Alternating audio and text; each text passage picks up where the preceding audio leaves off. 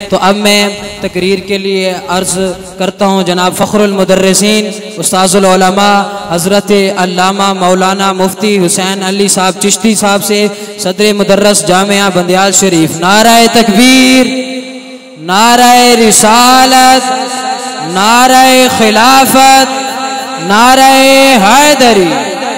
व नुसल्ली व नुसल्लिमु अला रसूलिहिल करीम। अम्मा बादु फ़अऊज़ु बिल्लाहि स्समीइल अलीम मिनश शैतानिर रजीम। बिस्मिल्लाहिर रहमानिर रहीम।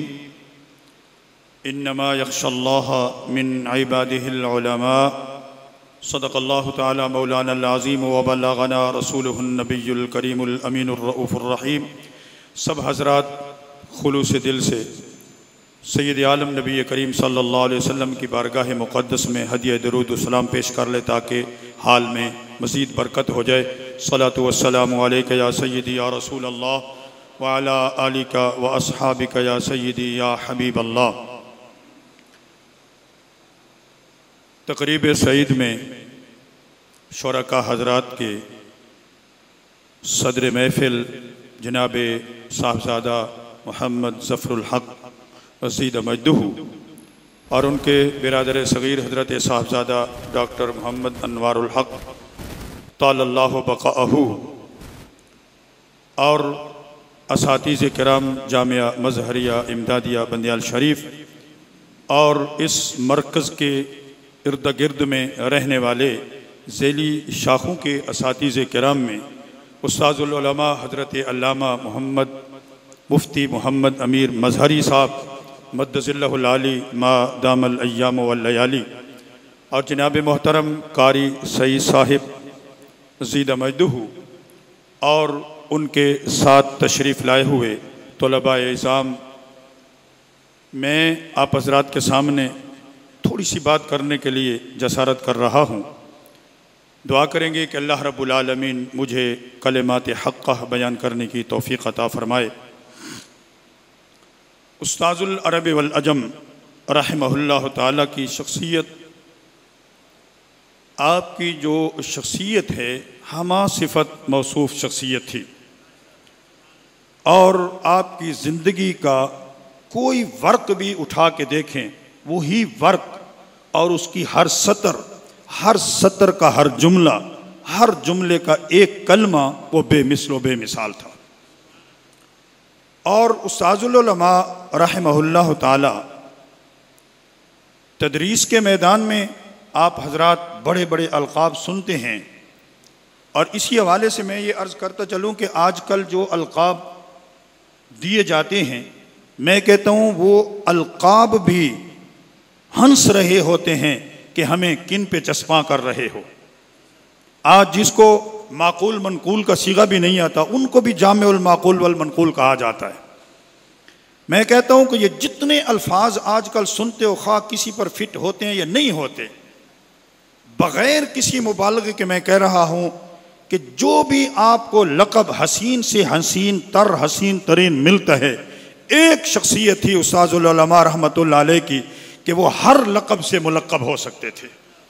अगर उनको जामिउल माक़ूल कहा जाए तो बिल्कुल बजा है, अगर उनको जामिउल माक़ूल के साथ साथ जामिउल मनक़ूल कहा जाए, हाविल फ़ुरूअ वल उसूल कहा जाए तो यह हक़ बनता है। और मैं कहता हूँ कि वो अल्फाज भी खुश होते होंगे कि ए कहने वालों जो कलिमात तुम कह रहे हो, जिस ज़ात पे कह रहे हो, अल्लाह तुम्हें खुश रखे, वो लफ्ज़ भी खुश होते होंगे।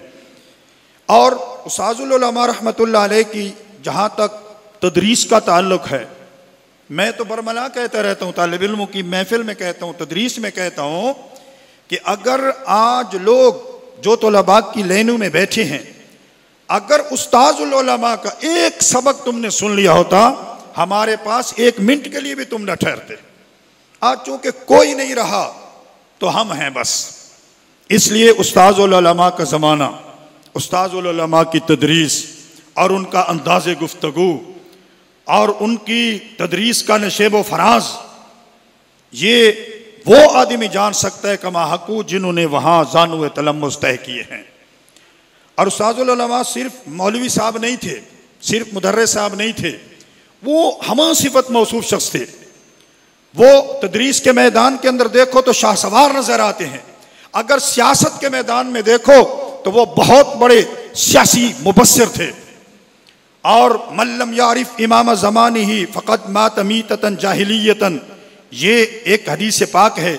इसके ऊपर खलीफे हक की बात करते हुए जिस वक़्त जमीयत उलमाए पाकिस्तान जोरों पर थी, उस वक़्त आप कहते थे कि कोई शक नहीं कि अल्लामा अब्दुस सत्तार खान नियाज़ी मुजाहिद मिल्लत ज़रूर है, बतले हुर्रियत ज़रूर है, लेकिन जो खिलाफत की बातें अल्लामा शाह अहमद नूरानी रहमतुल्लाह अलैह में पाई जाती हैं वो किसी में नहीं पाई जाती हैं। इस वास्ते वो कहते थे अगर इस दुनिया में कोई इस वक़्त खलीफे हक है तो वो सिर्फ अल्लामा शाह अहमद नूरानी अलैहिर्रहमा है, बाकी कोई नहीं है। और जहाँ तक उनकी सच गोई कहें, हक गोई कहें, मुदाहनत न होना कहें, तसामो चशम पोशी न होना कहें, तो मुझे वो वाक़या याद आ रहा है कि आपकी सवाने हयात में ये लिखा है कि आप इस्लामी नजरियाती काउंसिल के रुकन थे, और सिर्फ रुकन नहीं थे, रुकन शदीद थे। बरमला दो टोक लफ्ज में टोक देना ये उनका काम था। आज हम मौलवी हैं ना, हर जगह पर चश्मपोशी कर लेते हैं, क्यों सच बात कहें, इसको क्या कहा जाए, बस कुछ नहीं कहा जाना चाहिए। इस्लामी नजरियाती काउंसिल का इजलास हो रहा था, एक उठा, कोई वजीर था, बैरिस्टर सा, जो भी था, उसने अंग्रेजी के अंदर तकरीर कर ली। तो उस्ताद साहब कुर रहे थे कि भाई पाकिस्तान की जो कौमी ज़बान है वो उर्दू है, इंग्लिश नहीं है। ठीक है, इंग्लिश आनी चाहिए, जिसको शौक है पढ़े, लेकिन तकरीर के हवाले से उर्दू कौमी ज़बान है उसमें की जाए। जब उस्तादुल उलमा रहमतुल्लाह अलैह का मौका दिया गया कि आप आएँ तकरीर फरमाएँ, आपने अरबी के अंदर तकरीर शुरू कर ली, अरबी के अंदर। आज मैं इस बात पे थोड़ा सा ब्रैकेट दे करके ये कहता हूँ, अपने आप को भी कहता हूँ, उलमाए किराम से माजरत करते हुए कहता हूँ कि आज उलमाए किराम को इस तरफ तवज्जो करना चाहिए कि आज अगर एक छोटा सा मैट्रिक का मिडिल का बच्चा होता है, वो अगर 10 जुमले बोलते हैं उनमें से 8 जुमले अंग्रेजी के बोल देता है, हमारे ऊपर रौब पड़ हो ये बड़ा साहिब इल्म है। मैं कहता हूँ आज के तलबा मुदर्रिसीन इनको चाहिए कि अपनी गुफ्तगू के अंदर अरबी लैंग्वेज इसको अपनाएं, और एक जुमले के बाद दूसरा, दूसरे के बाद चौथा, चौथे के बाद सातवां, सातवें के बाद नवां जुमला जो है वो अरबी के अंदर बोले, ताकि हमारा उनका रोब हमारे ऊपर अगर पड़ सकता है तो हमारा रोब उनके ऊपर भी पड़ जाए। और ये हक है। अरबी ज़बान सैयद आलम नबी करीम अलैहिस्सलातु वस्सलाम ने फरमाया, अहिब्बुल अरब अलैहिस्सलासिन, अरब से मोहब्बत रखो, लिअन्नी अरबियुन वलिसान अहलिल जन्नत अरबियुन वल कुरान अरबियुन। फरमाया अरब से मोहब्बत रखो, क्यों, मैं अरबी, कुरान अरबी, जन्नत वालों की ज़बान भी अरबी। तो साहब रहमतुल्लाह अलैह ने अरबी में तकरीर कर दी। अब वो बड़बड़ करने लगे, अरबी कौन समझेगा, तो साहब रुकने शदीद थे, उसी जगह पर टोक दिया, तुम्हें शर्म नहीं आती कि तुमने अपनी कौमी ज़बान से हट करके बात की अंग्रेज़ी में? अंग्रेज़ी कौन समझता है आज के ज़माने के अंदर? तो तुम अगर अंग्रेज़ी में कर सकते हो तो हम अरबी में भी गुफ्तगू कर सकते हैं। इसको कहते रुकने शदीद। और फिर उस्ताद साहब रहमतुल्लाह अलैह की जो शख्सियत थी वो सख्त बात कहने के हक में थे, उनके मकतूबात शरीफ के अंदर भी है सख्त बात कहना, उनका अपना मिजाज था, लेकिन कभी कभी सख्त बात को बर्दाश्त भी कर लेते थे। मैं उस इजलास में मौजूद था मुल्तान अनवारुल उलूम के अंदर उस्ताद साहब के साथ। वहाँ बात ये चली हुई थी, उस वक़्त जमात अहले सुन्नत के सदर से अल्लामा सईद अहमद काज़मी शाह साहब रहमतुल्लाह ताला अलैह, बात ये चली हुई थी कि आजकल बैंक के अंदर जिन लोगों का पैसा मौजूद है, हुकूमत अपनी तरफ से उनके बैंक में रखे हुए पैसे की ज़कात निकाल लेती है, क्या ज़कात अदा होती है कि नहीं होती, मसला ये छिड़ा हुआ था। इस बारे में इजलास हो रहा था, कहाँ, मुल्तान अनवारुल उलूम हज़रत किबला काज़मी शाह साहब, अहमद सईद शाह साहब काज़मी रहमतुल्लाह ताला अलैह, उनके मदरसे के अंदर इजलास हो रहा था। उस्ताद साहब रहमतुल्लाह अलैह ने इतराज़ कर दिया कि काज़मी शाह साहब, आप सदर जमात अहले सुन्नत हैं और आपने कोई अखबार के अंदर कोई पीस नहीं दिया कि ये हो रहा है वो हो रहा है, आपने अखबार के अंदर देना था ताकि सारे लोग पढ़ लेते। अल्लामा मोहम्मद शरीफ रिजवी ऑफ बखर जो यहाँ हमारे मुनाजरे बंदियाल के अंदर तशरीफ़ लाए थे और हक बात की थी यहाँ मुनाजरा के अंदर, आप लोग जो यहाँ मौजूद थे, मौलाना सरफराज साहब कादरी ये भी मौजूद थे, सारे लोग मौजूद थे, हक बात कह दी। उस वक़्त उस्तादुल उलमा को उठ कर के कहते हैं, जनाब मौलाना अता मोहम्मद साहब बंदियालवी, आप ठीक हैं, शहनशाह तदरीस ज़रूर हैं, लेकिन आपने अखबार पढ़ी है? अपने थैले से 5 अखबार निकाल करके सामने रख दी कि देखो ये काज़मी शाह का बयान लगा हुआ है। उस्ताद साहब ने कहा, मैं माजरत खा हूं कि मैंने नहीं पढ़ा।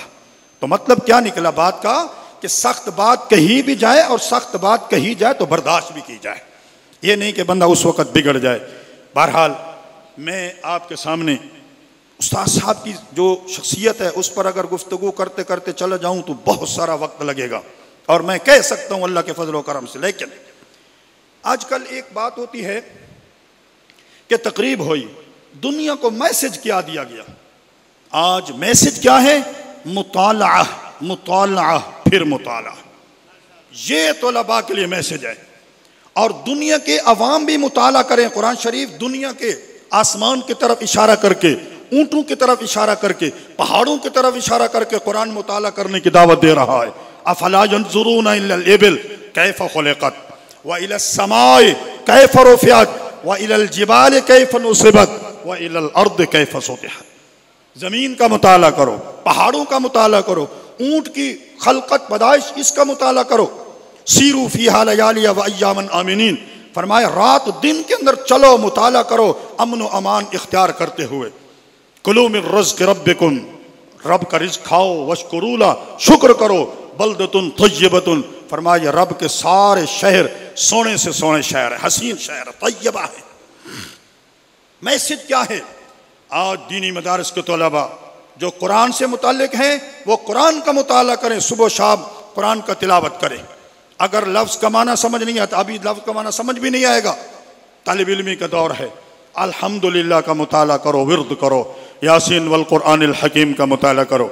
जिस वक़्त उस हाल से इस हाल में आ जाओ तो उस वक़्त फिर मुताला करो। अब सोचो कि अल्हम्दु है तो मोरब है कि मबनी है, मारफा है कि नकरा है, लिल्ला हर्फ है कि इसम है कि फेल है, ये मुताला करो। और जब तक मुताला नहीं करोगे उतने तक कामयाबी आपसे कोसों दूर रहेगी। और अगर मुताला करोगे हर किताब आपके करीब से करीब तरीन होती जाएगी और आपके लुत्फ में, आपके ज़ौक़ में, आपके शौक़ में बढ़ोतरी आती जाएगी। क्यों? बंदा समझता जाता है तो कुछ आगे बढ़ता है, अगर समझे नहीं आगे नहीं बढ़ता। यही वजह है हमारी तालिब इल्मी की दौर हमारे सामने गुजरा है, अभी तदरीस का दौर है हमारे सामने। कल परसों मैं अपने अजीज शाहिद साहब से पूछ रहा, शाहिद साहब बताओ तालिब इल्मी और उस्तादी के दरमियान च फ़र्क अस्त, क्या फ़र्क है? कहते हैं बहु वड्डा फ़र्क है उस्ताद जी, बहु वड्डा फ़र्क है उस्ताद जी। समझे कि नहीं? फ़र्क ये होता है कि तालिब इल्म बस किताब को देख लेते, ज़बर ज़ेर नहीं ख्याल करता कि क्या है क्या नहीं है। मैसेज ये है कि अगर आप कामयाबी उस तरीके पर करना चाहते हो जैसे आज उस्तादुल उलमा फौत हो चुके, अल्लाह उनको करवट करवट में रहमतें अता फरमाए, आमीन भी नहीं कहते यार, समझे कि नहीं? तो जैसे आज उस्तादुल उलमा का तज़किरा इतने बड़े सारे जम्मे गफ़ीर उलमाए किराम के दरमियान हो रहा है, आज अगर हम भी उसी मंजिल के राही बन जाएं तो इंशाअल्लाह हमारे मर जाने के बाद भी कोई तो होगा कि हमें भी याद कर लेगा। आज ज़िंदगी गुजारते हुए इतना ख्याल करो कि तुम्हारी ज़िंदगी के गुजर जाने के बाद कम से कम कोई तो याद करने वाला हो। अल्लाह रब्बुल आलमीन इन्हीं जुमलों को शर्फ़ क़बूलियत अता फ़रमाए। व आखिर दावाना अनिल हम्दुलिल्लाह।